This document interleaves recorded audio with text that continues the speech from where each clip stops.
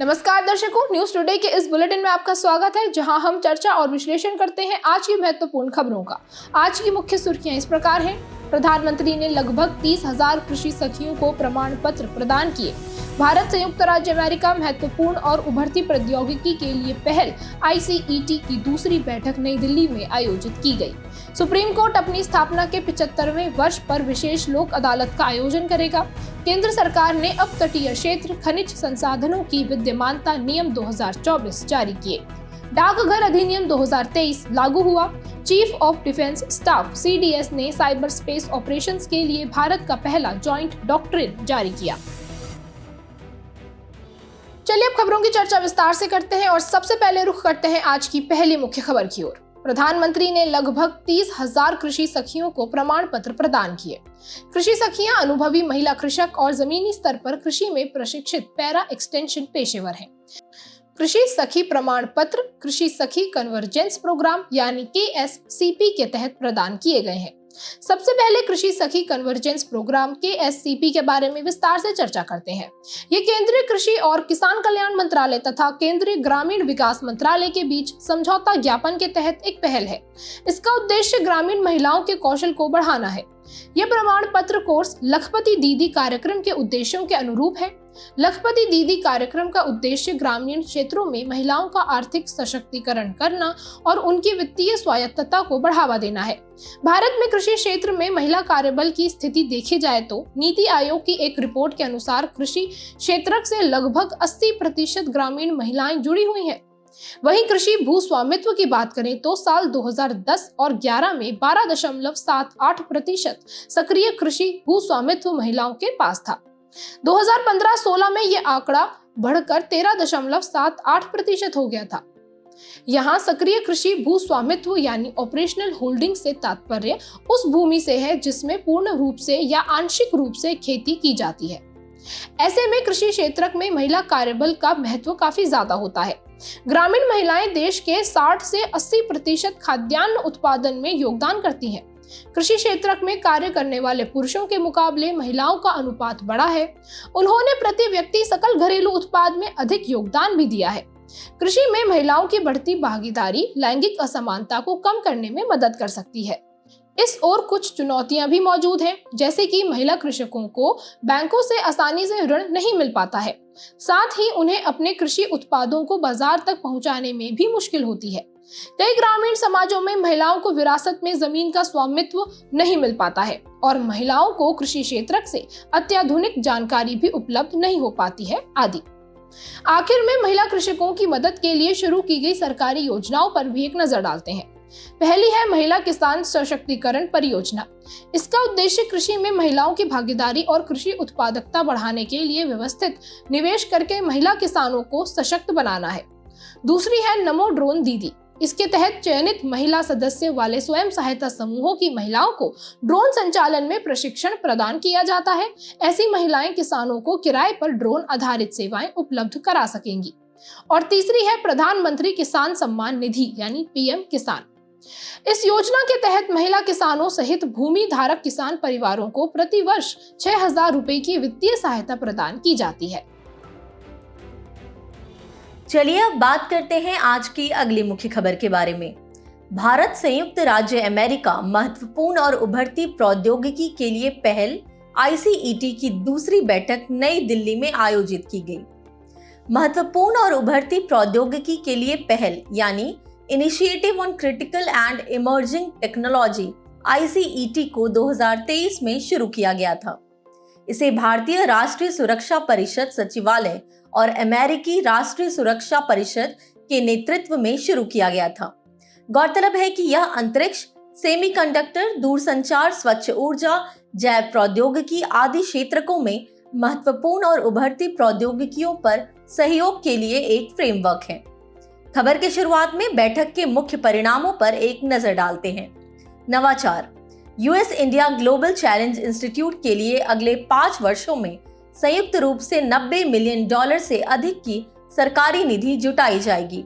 इसके जरिए सेमीकंडक्टर प्रौद्योगिकी, सतत कृषि आदि क्षेत्रों में अनुसंधान साझेदारी को बढ़ावा दिया जाएगा।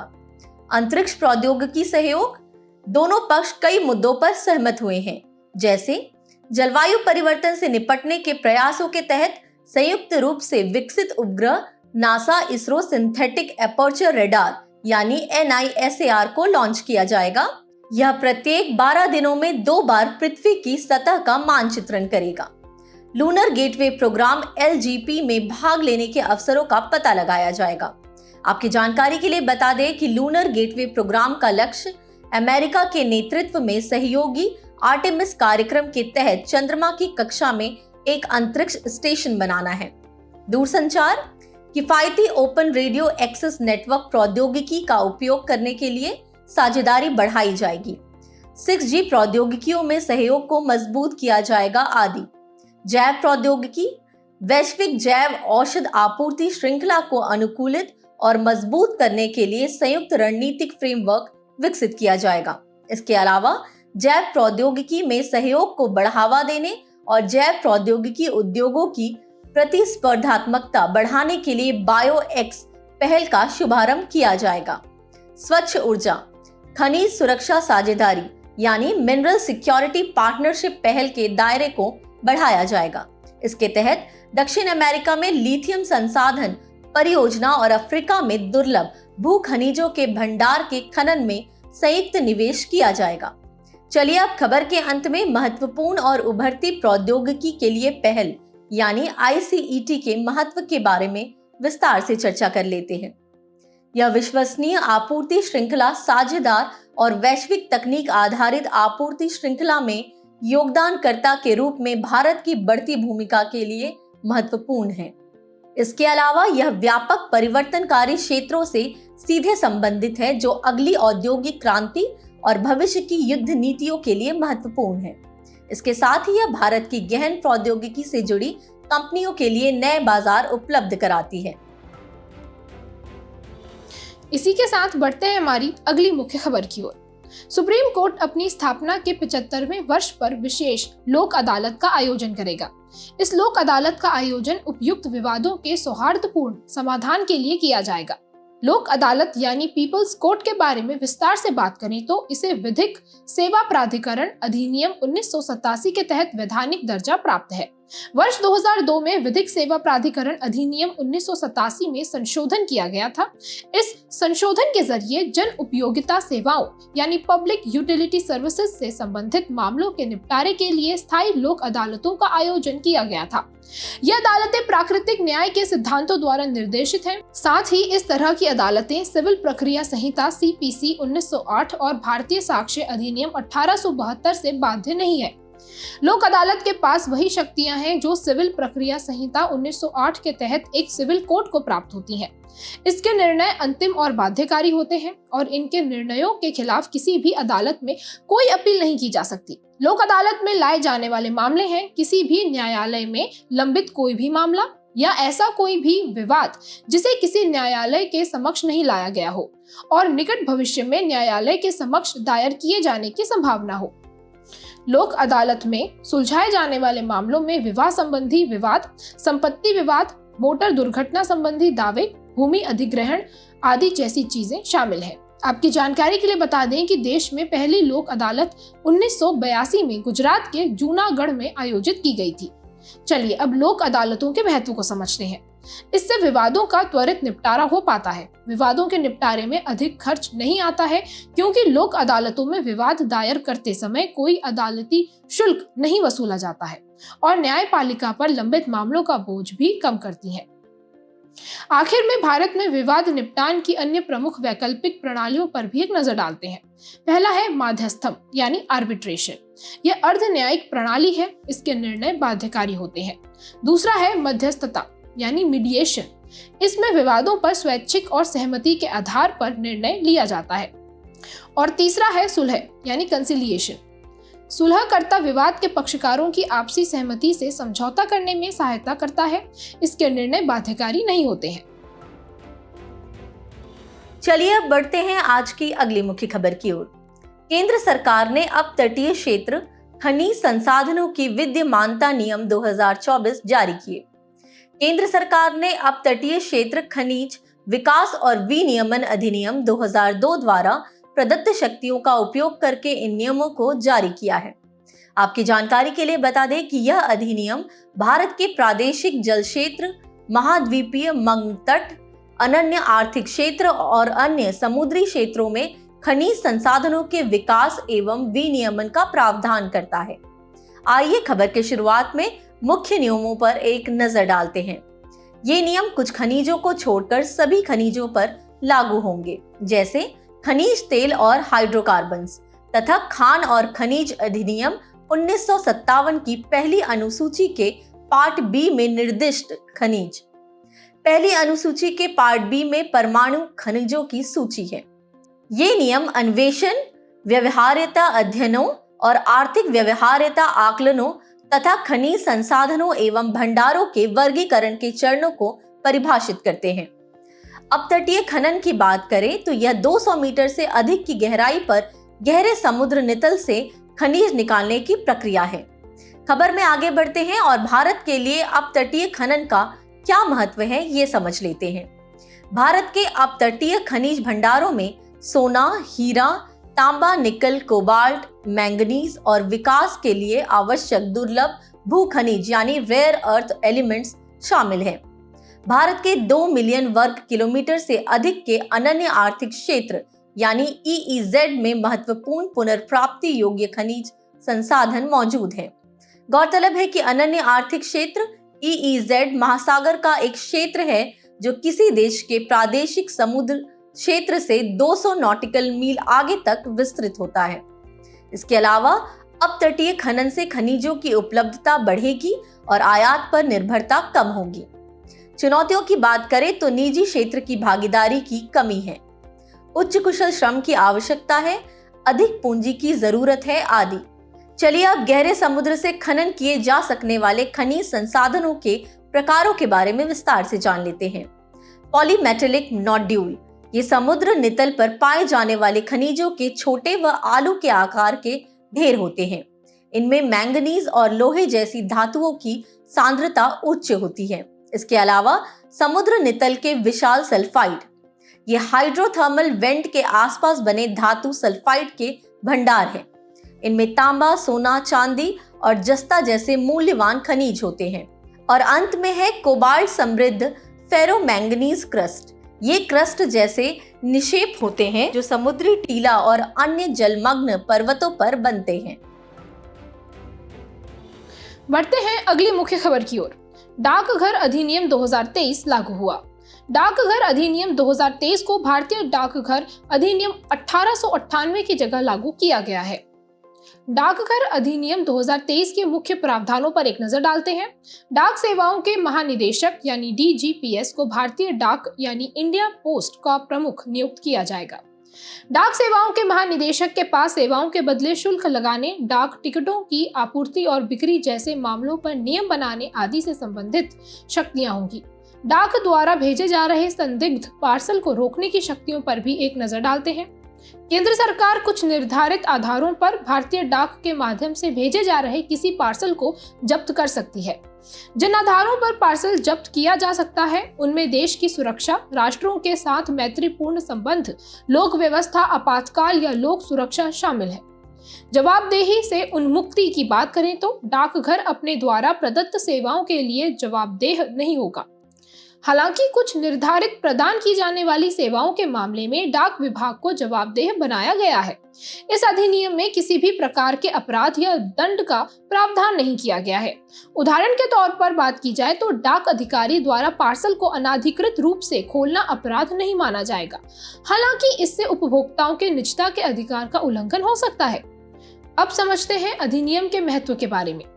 ये अधिनियम नागरिक केंद्रित सेवाओं, बैंकिंग सेवाओं और सरकारी योजनाओं के लाभों को अंतिम व्यक्ति तक पहुंचाने के लिए एक सरल विधायी फ्रेमवर्क तैयार करता है। ये ईज ऑफ डूइंग बिजनेस और डाक भेजने की प्रक्रिया में सहजता को बढ़ावा देगा। आखिर में भारत में ब्रिटिश काल के दौरान डाक व्यवस्था के बारे में भी जानकारी प्राप्त करते हैं। ईस्ट इंडिया कंपनी ने 1727 में अपना पहला डाकघर खोला था। गवर्नर जनरल लॉर्ड डलहौजी ने भारतीय डाकघरों को राष्ट्रीय महत्व के एक अलग संगठन के रूप में मान्यता दी थी। आज कोलकाता में जिस जगह जनरल पोस्ट ऑफिस है वो पहले फोर्ट विलियम था। चलिए अब रुक करते हैं आज की आखिरी मुख्य खबर की ओर। Chief of defence staff CDS ने साइबर स्पेस ऑपरेशंस के लिए भारत का पहला जॉइंट डॉक्ट्रिन जारी किया।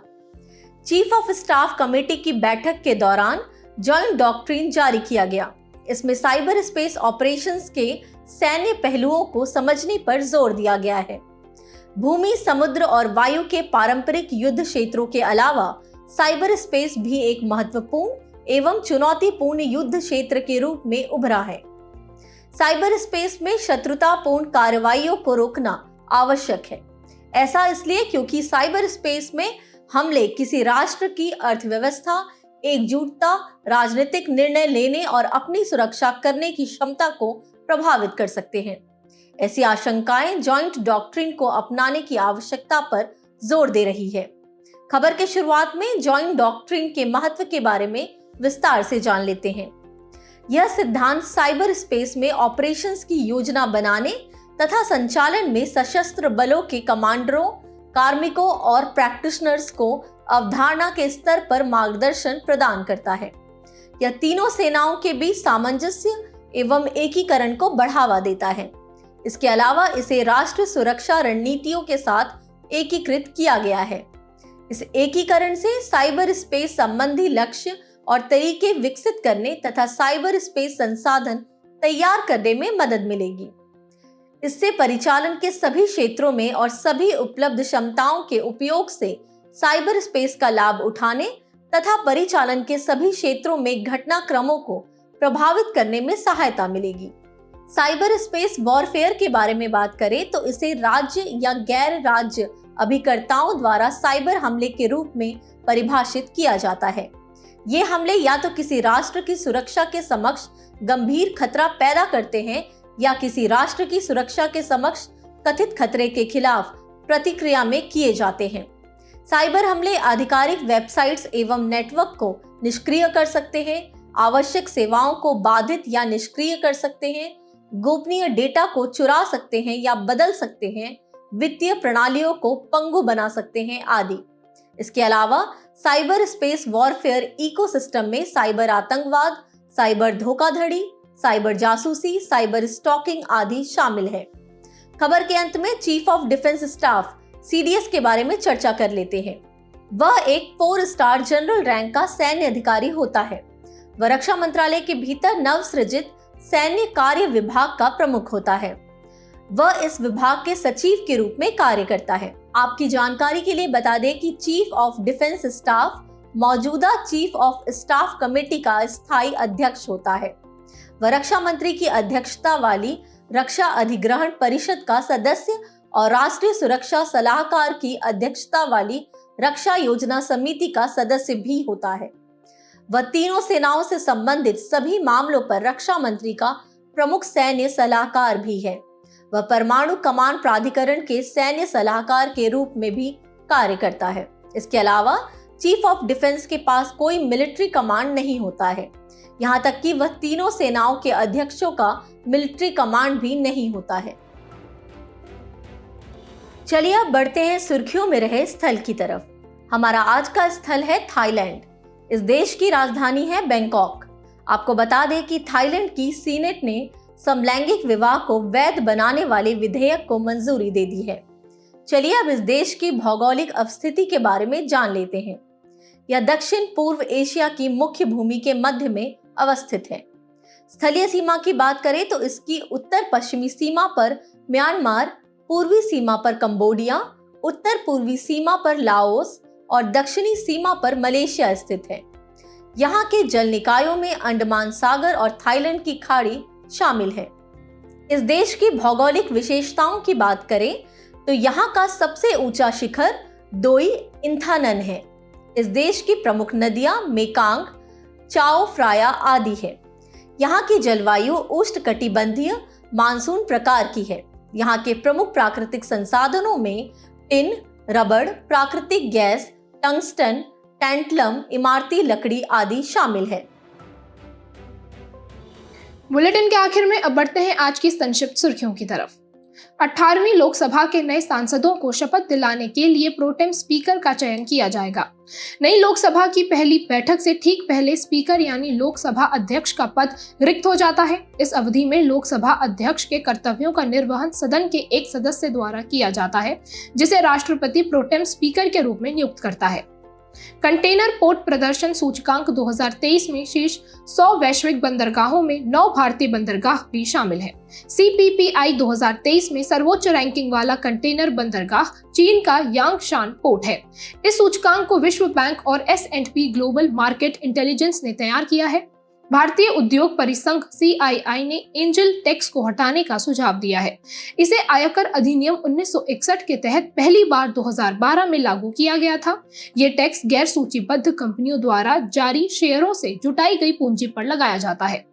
राष्ट्रीय वित्तीय रिपोर्टिंग प्राधिकरण NFRA अपने द्वारा प्रतिवर्ष निरीक्षण की जाने वाली ऑडिट कंपनियों की संख्या बढ़ाने की योजना बना रहा है।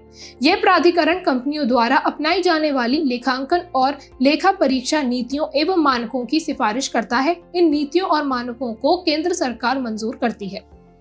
हिंदुस्तान एरोनॉटिक्स लिमिटेड HAL को रक्षा मंत्रालय से 156 स्वदेशी लाइट कॉम्बैट हेलीकॉप्टर की खरीद के प्रस्ताव प्राप्त हुए हैं।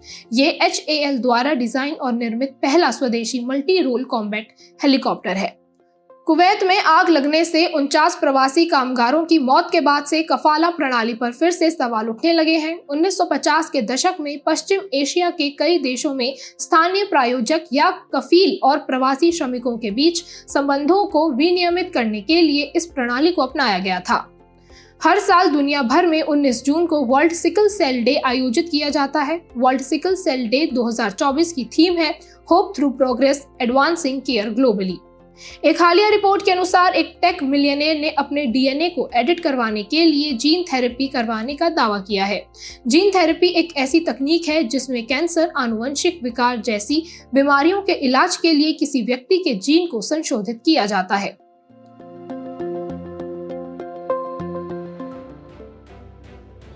जाने से पहले आपकी समझ की परीक्षा के लिए डालते हैं एक नजर हमारे स्पेशल सेगमेंट प्रश्नोत्तरी पर।